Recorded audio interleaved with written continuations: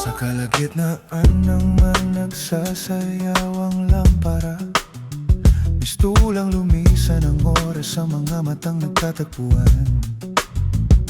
Isang kundi mang kahali-hali ng magkaibang persona ang pumukaw sa mga damdaming nag-aalala.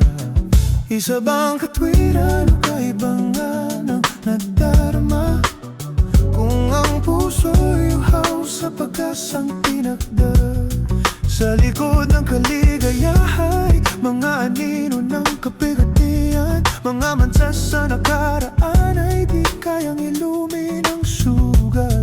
Ay katahimik ang pag-aamin, kahit sa pagitan ng mga ngiti, sa mga apoy na sigasig, ngunit walang sithi sa taglamig. Magkaibigang kaibigan sa palaisipan ng puso, mga bangnos ang kailanman sana'y taglayin ang lunas sa mga puso nagsasayawan sa tinig ng kapalaran, patungo sa magkaibang yugto at magkabilang mundo. Sa gitna ng kahinaw ng paraluman na kininakala, bakas sa pagduyan ng pagduros ang di maikukubli.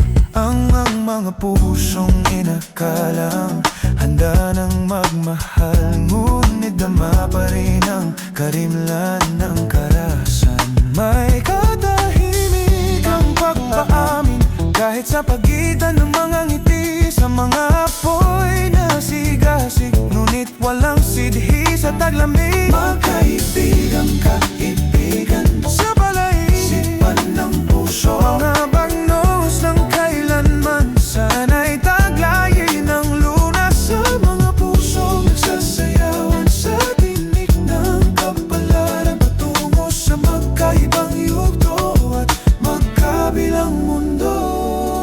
Pilit na kumakapit sa kapangyarihan ng pag-asa, sakaling may katuturan ba ang pagsugal sa tadhana?